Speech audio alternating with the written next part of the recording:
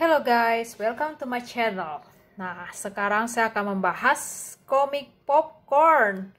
Ini komik ya, komik kedua yang dicetak sama si Alex sesudah komik pertama yang legendaris banget, Candy Candy. Sesudah Candy Candy tamat, keluarlah Popcorn dan Kung Fu Boy. Nah, kenapa saya bahas Popcorn? Karena ini salah satu buku jadul yang amat sangat bagus. Dulu ya, saya koleksi pas SMP kelas 2. Nah, koleksi lama saya dulu begini nih, cetakan lama. Lihatnya sudah kuning-kuning gak jelas. Ini nomor 10-nya. Nomor 10-nya ini kayaknya nomor 6-nya ini deh. Karena ini nih edisi deluxe-nya gitu loh. Dia keluarin. Dan kenapa saya mulai dari nomor 7? Karena saya dapetnya tuh mulai dari nomor 7, 8, 9, 10, 11, 12. Tamat. Sedangkan seri 1 sampai 6-nya saya nggak dapet. Karena saya dapat waktu itu buku ini tuh dari pameran. Harganya cuma 5.000, Bo. Tapi ya gitu deh kondisinya deh. Dapetnya apa adanya aja. Jadi ya sudahlah, daripada nggak dapat sama sekali, ya udahlah saya beli aja deh nomor 7 dan nomor 12.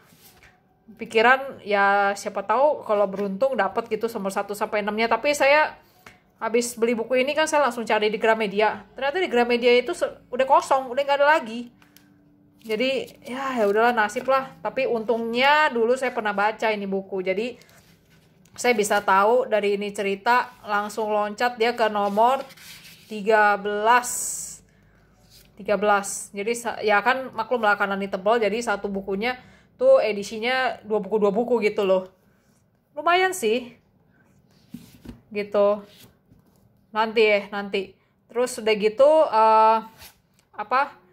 yang mau saya bahas dari ini buku, dia tuh menceritakan persahabatan 5 orang. 3 orang perempuan dan 2 orang laki-laki.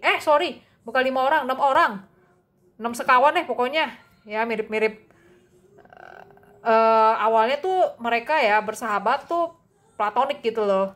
Jadi emang hopeng lah istilahnya. Tapi seiring berjalannya dengan waktu, ya biasalah dari 6 serangka itu tuh saling suka satu sama lain gitu. Nah, ini tokoh utamanya sendiri namanya Naki. Nah, Naki itu punya saudara kembar. Namanya si Maruko. Nah, karena dulu kembarannya itu sakit-sakitan, makanya tuh dari umur 1 sampai umur 14 tuh dia tuh tinggalnya tuh di desa gitu, nggak bareng-bareng sama bokap nyokapnya gitu. Padahal orang tuanya sendiri tuh termasuk kaya raya gitu, tapi karena kembarannya si Maru tuh jantungnya lemah, jadi tuh akhirnya mamanya tuh memutuskan untuk membesarkan anaknya yang bermasalah saja, sedangkan anak yang sehat dititipkan ke kakek neneknya di desa gitu. Nah, pas si Naki tahu, dia tuh berusaha belajar mati-matian gitu. Jadi tuh dia belajar untuk 2 orang. Alhasil ya dia jadi anak yang pintar, cerdas, dan aktif gitu loh. Jadi tuh dia kayak melakukan apa-apa tuh untuk 2 orang gitu loh. Nah, pada umur 14 tahun, dia dipanggil gitu. Datang ke rumahnya di Tokyo gitu loh. Karena si Maru ini memang harapan hidupnya memang nggak bisa hidup sampai umur maksimal sampai umur 18 tahun lah. Nah, si Nakinya datang dan kebetulan dia jatuh cinta dengan seniornya gitu ya, Tobishima. Karena si Tobishima ini sebenarnya suka sama si Naki. Dia ngelukis si Naki, tapi karena ada kecelakaan dia jadi stres gitu karena nggak bisa ngelukis. Nah, kebetulan dia kan kasih ke rumahnya si Naki, kasih lukisannya. Dia ketemu sama kembarannya si Maru. Ternyata si Maru nanya kan, Maru kan orangnya kan polos gitu. Dia nanya, kenapa kamu nggak bisa melukis? Karena tangan kanan saya udah nggak bisa dipakai.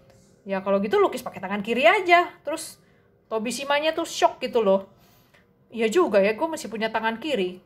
Nah, karena itulah lama-kelamaan si Tobishima tuh jadi suka gitu sama si Maru. Nah, si Nakinya kan suka sama si Tobishima, jadi ya gimana sih ngelihat orang yang disuka gitu tiba-tiba suka sama kakak kembarnya gitu sakit-sakitan, ya dianya juga shock lah. Apalagi mereka, si Tobishima tahu gitu loh si Marunya sakit, jadi tuh dia insist gitu mau nemenin si Maru sampai akhir hayatnya gitu loh.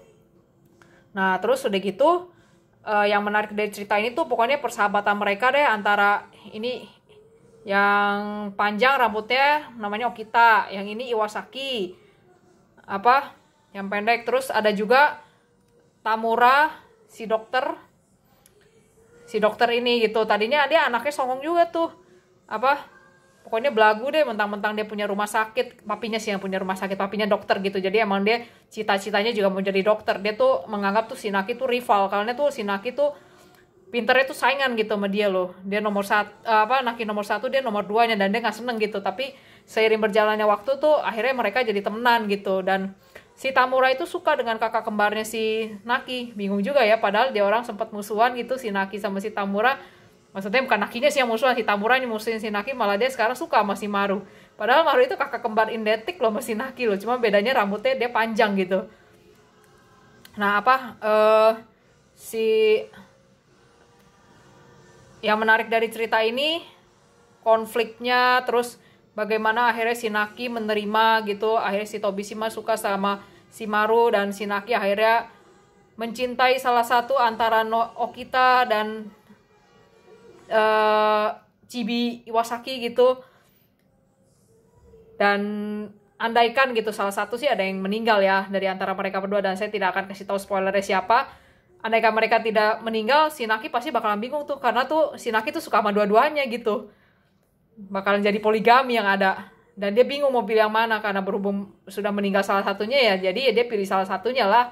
Terus juga ada cerita pemerkosaan ya makanya kalau cewek jangan jalan malam-malam ya gitu karena rawan gitu dengan pelecehan gitu. Sempat dilecehkan juga sempat ya dibully juga, karena di sini korban itu dibully bukannya dibela gitu loh. Waktu itu pas zaman ya ini kan settingnya tahun 70-an lah gitu. Jadi ya zaman itu ya pokoknya pihak cewek pihak yang salah gitu. Ya lumayan berat juga sih ini ceritanya. Terus si Naki itu kan juga anak orang kaya. Herannya dia tidak meneruskan tuh usaha ayahnya gitu loh yang di bidang perhotelan. Tapi tuh dia malah mau jadi guru. Karena tuh dia ngeliat tuh guru-gurunya tuh waktu semasa di SMP, dia tuh kepengen gitu loh, kepengen mendidik murid yang belum terkontaminasi lah alias. Sedangkan tuh dia gurunya ada salah satu ngeliat tuh si Naki tuh pinter gitu loh. Kayaknya lu cocoknya tuh jadi bidang psikologi anak-anak bermasalah, tapi si Nakinya tuh nggak mau. Dia lebih memilih tuh anak-anak yang masih SMP, masih polos gitu loh. Maksudnya belum macem-macem lah. Dan yang menarik tuh yang pas dia lagi magang. Kan kalau jadi guru kan magang kan. Kebetulan dia magangnya tuh di sekolah cowok gitu loh. Sekolah cowok, sekolah preman-preman lagi. Wah pokoknya seru juga deh nih komik. Terus banyak wejangan-wejangannya gitu, persahabatan, terus tentang jangan membohongi diri sendiri. Pokoknya intinya bagus deh. Kalau kalian nemu buku ini, misalnya kalau lagi pameran, memang sih ini gambarnya rada-rada jadul, tapi ceritanya ini luar biasa bagus gitu loh. Dan ini untuk cocoknya sih buat remaja sih gitu. Tapi bagus lah kalau misalnya buat motivasi diri gitu. Jangan menyerah karena nasib gitu. Terus udah gitu ya ini sih saya beruntung aja beli 5.000 ya oke lah ya untuk buku setebal ini dan sebagus ini. Ya kalau kalian ngeliat pameran siapa tahu dapat seri lengkap, bolehlah dibeli buat koleksi gitu. Kalau saya sih sudah sampul-sampul ya. Karena saya suka banget pas lagi PSBB gini, saya bongkar-bongkar koleksi lama, baca-baca ulang. Bagus juga daripada bosen gitu loh ngeliat-ngeliat koleksi lama bongkar-bongkar. Ya udah cukup sekian ya, semoga berguna untuk kalian. Bila like videonya silahkan like dan di subscribe. Thank you.